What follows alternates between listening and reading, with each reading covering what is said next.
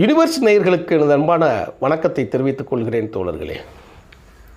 சில விஷயங்கள் நம்ம ஒரு இறகினை போல நம்ம மனதை வருடி கொடுத்து விட்டு செல்லும். அப்படி மனித உறவுகளை மதித்து மேம்படுவதற்கு சில கட்டுரைகள் நம்மளை செம்மைப்படுத்தும்.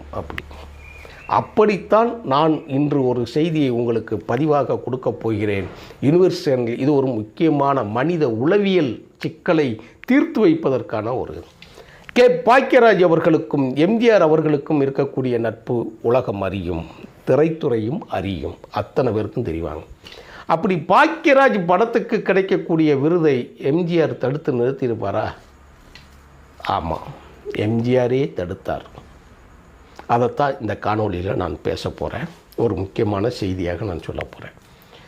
எம்ஜிஆர் அவர்கள் முதலமைச்சராக இருக்கக்கூடிய காலகட்டங்கள், நல்ல திரைப்படங்களை தேர்ந்தெடுத்து அதில் சிறந்த திரைப்படங்களில் இயக்குனர், பாடலாசிரியர், கதாயாசிரியர், நல்ல அந்த ஒளிப்பதிவு இதெல்லாம் வச்சு சிறந்த கார்ப்பரேட்ஸ் விருது கொடுக்குறாங்க. அந்த தேர்ந்தெடுக்கக்கூடிய நிகழ்ச்சிகளுக்கு தமிழ்நாட்டில் எடுக்கக்கூடிய அத்தனை திரைப்படங்களையும் அது அனுப்புவாங்க, பார்ப்பாங்க. சில படங்கள் தேட்டரில் ஓடவே ஓடாது. சில படங்கள் தேட்டரில் பயங்கரமாக ஓடி மக்கள் மனதை கவர்ந்து இருக்கும். ஆனால் நாம் எதிர்பாராத ஒரு படத்துக்கு விருது கிடைக்கும். அது அத்தனை பேருமே அங்கீகரிப்பாங்க. எனக்கு எடுத்துக்காட்டுக்கு பார்த்திங்கன்னா, அந்த காலத்தில் வீடுன்னு ஒரு படம் தேசிய விருது பெற்றுச்சு. நாங்கள் தேட்டரில் போய் உட்காந்து அந்த படத்தை பார்க்குற நேரம் பார்த்திங்கன்னா தேட்டரில் 10 பேர் கூட இருக்க வைக்க மாட்டோம். இன்றைக்கி நினச்சி பார்த்தா அப்படியே மெய்சில் இருக்கிற படம். அது இன்றைக்கும் காலத்தால் நிற்கக்கூடிய படம். இளையராஜாவோட உச்சகட்ட இசை இருக்கக்கூடிய அந்த நேரம் இருந்தது. என்ன செய்தது தெரியுமா? அதை ரசிப்பதற்கு உண்டான மனநிலை இருக்காது. இன்றைக்கி அதை பார்க்கும்போது அப்படியே ஒரு தெளிந்த நீரோடையை போல் நமக்கு அது தெரியுது. அப்படி ஒரு புறம். இன்னொரு பக்கம் அந்த 7 நாட்கள்ங்கிற படம், பாக்கியராஜ் படம், சின்ன வீடுங்கிற ஒரு தலைப்பில் வைப்பார். முந்தானை முடிச்சுன்னு ஒரு தலைப்பில் வைப்பார். பயங்கரமாக இது நம்ம ஆள் அப்படின்னு வைப்பார். பயங்கரமாக பிச்சுக்கிட்டு ஓடும் படங்கள் எல்லாம், ஜனரஞ்சகமாக இருக்கும் அப்படின்னு.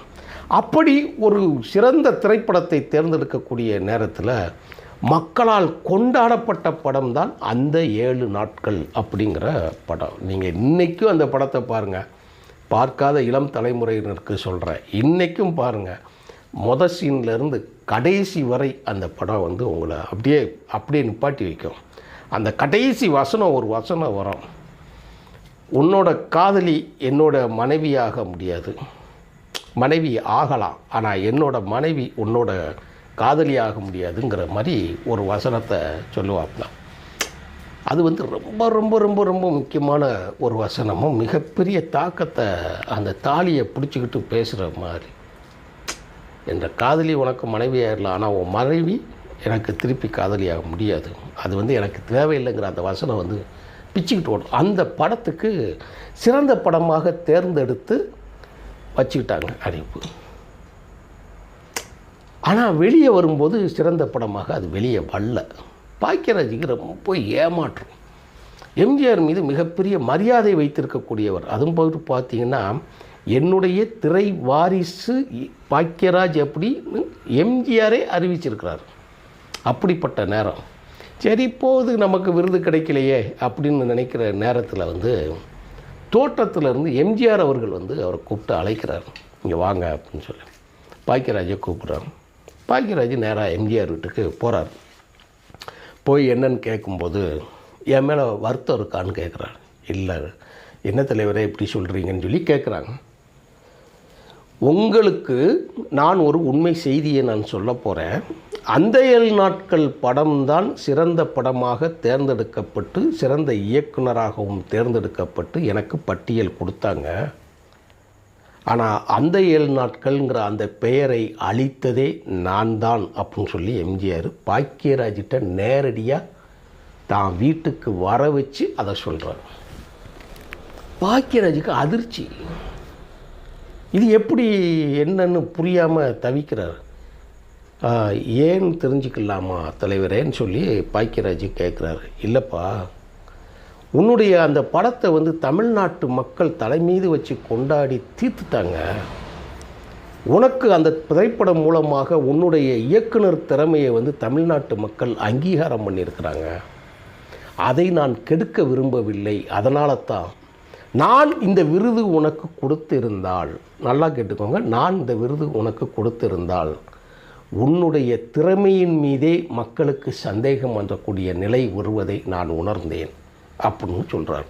இப்பையும் பாக்கியராஜுக்கு குழப்பம். எப்படி சொல்கிறீங்க, எனக்கு புரியலையே தலைவரே என்ன. உன்னுடைய அந்த படத்தில், அந்த 7 நாட்கள் படத்தில் கதாநாயகன் என்ன கேரக்டர்னு இருக்கா? ஒரு மலையாளி கேரக்டர். அவர் என்ன பண்ணுறாரு? ஒரு மியூசிக் டைரக்டர். எதில்? சினிமா துறையில். அந்த கதாநாயகனோட பேர் என்னங்கிறார்? பாலக்காட்டு மாதவன். என்ன பேருங்கிறார்? பாலக்காட்டு மாதவன். அதுதான் உனக்கு நான் கொடுப்பதற்கு தடையாக இருந்தது அப்படிங்கிறார்.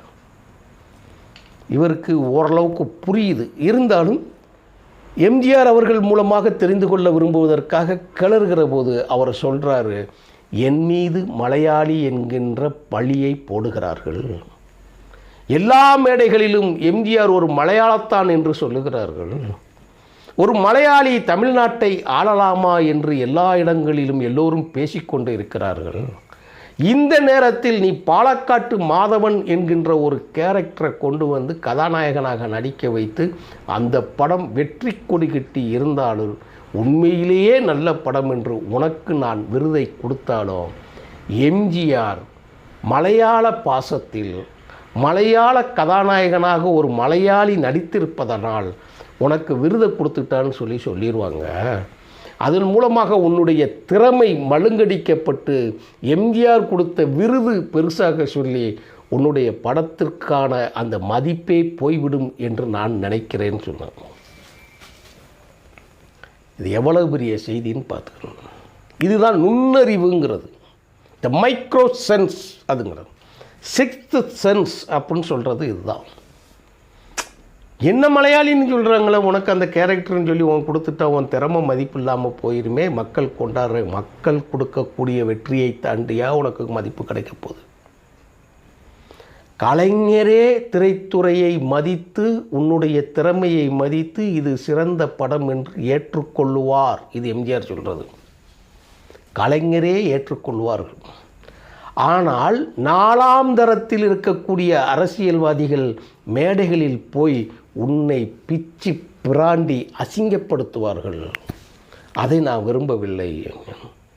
பாக்கியராஜ் அப்படியே மெய்சில் எடுத்து போயிடுறாரு. அது ஏன்னா அதில் எவ்வளோ பெரிய உண்மை இருக்குது பாருங்க. தன்னோட திறமை மழுங்கடித்து படவிடக்கூடாது. அதுதான் ரொம்ப முக்கியமான. பாலக்காட்டு மாதவன் ஒரு மலையாளி, ஒரு மலையாள கேரக்டர். எம்ஜிஆர் மீது இருக்கக்கூடிய விமர்சனம் எல்லாத்தையும் ஒருங்கிணைச்சி ஒரு செகண்டில் அந்த பேரை அழிச்சிட்டு கூப்பிட்டு அந்த டைரக்டரவே கூப்பிட்டு அவர்கிட்ட விளக்கம் சொல்லி அவரை சமாதானப்படுத்த, இதை விட என்னங்க விருது வேணும்? இதை விட ஒரு தலைவன் என்ன வேணுங்கிற அதுதான் உங்களுக்கு ஒரு முக்கியமான செய்தி. இந்த இடத்துல தலைவர்கள் அப்படித்தான் இருக்கணும், அப்படித்தான் இருப்பார்கள். தன்னை மதிக்கும் தொண்டனை, தன்னை நேசிக்கும் ஒரு தொண்டனை அவனை ஆற்றுப்படுத்துவது என்பது தலைவருக்கு ரொம்ப முக்கியமான காரியம்.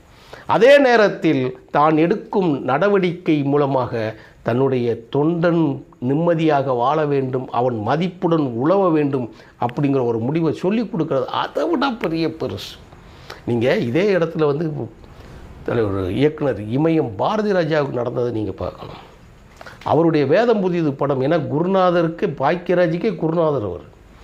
வேதம் புதியது படத்தை கட்டு மேலே கட் பண்ணி தமிழ்நாட்டில் ரிலீஸ் பண்ண விட மாட்டேன்னா பார்ப்பன கும்பல். அப்போ என்ன பண்ணிட்டாங்க அப்படின்னு சொல்லி கேட்டேன்னா, நேராக ரிவ்யூ கமிட்டிக்கு போயும் படத்தை விடலை. ஏன்னா பார்ப்பனர்களை விமர்சிக்கக்கூடிய படமாக இருக்குது அப்படின்னு. உண்மையை தான் எடுத்துருப்பா, உண்மையை சொன்னால் அவனுக்கு வலிக்கான்.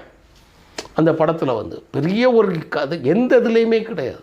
தான் சார்ந்த தேவர் சமூகத்தைத்தான் அவர் விமர்சனம் பண்ணியிருப்பார். ஒரு சின்ன பையன்ட்ட அடி வாங்குற மாதிரி காட்சி வச்சுருப்பார்.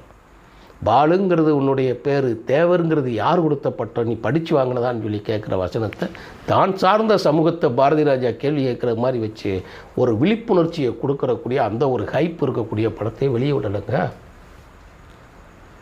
ஆனால் அந்த சிறந்த படம் என்பதை அவர் பார்த்துவிட்டு இந்த படம் திரைத்துறைக்கு வர வேண்டும், இது சமுதாயத்திற்கு மிக முக்கியமான படம் என்பதை தன்னுடைய இன்ஃப்ளூயன்ஸ் மூலமாக ஜனாதிபதி வரைக்கு போய் அதை ரிவ்யூ கமிட்டியில் ஓகே பண்ண வச்சு கொண்டு தமிழ்நாட்டில் வெளியிடுவதற்கு முழுமையான ஒப்புதலை வாங்கி கொடுத்தவர் எம்ஜிஆர் தான். இதில் கூடுதல் சிறப்பு என்னவென்று கேட்டால், எம்ஜிஆர் அவர்கள் கடைசியாக பார்த்த படமும் அந்த படம் தான். ஒரு நல்ல படத்தை விரும்பி அது மக்களிடம் போய் சேர்க்க வேண்டும் என்பதற்காக தானே முடிவெடுத்து செய்யக்கூடிய அதே ஒரு மனிதர் தான் தன்னை நேசிக்கக்கூடிய ஒரு நல்ல படத்திற்கு ஒரு நல்ல திறமையான இயக்குனரின் பெயர் கெட்டுவிடக்கூடாது என்பதற்காக எடுக்கக்கூடிய முடிவும் இருக்கு இல்லையா? அது எவ்வளோ பெரிய சிந்தனை. இந்த ரெண்டையும் நினச்சி பாருங்கள். ஒரு தொண்டன், ஒரு இயக்குனர், அவன் தமிழன் என்கின்ற முறையில் அவன் உழைப்புக்கு நாம் மதிப்பு கொடுக்க வேண்டும். அந்த உழைப்பு ஒருபோதும் விமர்சனத்திற்கு ஆளாகிவிடக்கூடாது. அந்த விமர்சனத்தின் மூலமாக அவர்களுடைய திறமையும் தகுதியும் குறைந்து விடக்கூடாது என்பதற்காக அவர் எடுத்த நுண்ணறிவுன்னு அர்த்தம் சொல்ல, நுண்ணறிவு இருக்கு இல்லையா? இதுதான் ஒரு தலைவனுக்கு உரிய செய்தி. அதனால்தான் அவர் மக்கள் மனதில் இன்றும் நிலைத்து நிற்கக்கூடிய அளவுக்கு காரணமாக இருக்குது. இதெல்லாம் சொன்னது யார் தெரியுமா? பாக்கியராஜே சொல்லியிருக்கிறார், வெளிப்படையாக அறிவித்திருக்கிறார். அதைத்தான் தோழர்களுக்கு நான் சொல்லுகிறேன். நன்றி, வணக்கம் தோழர்களே.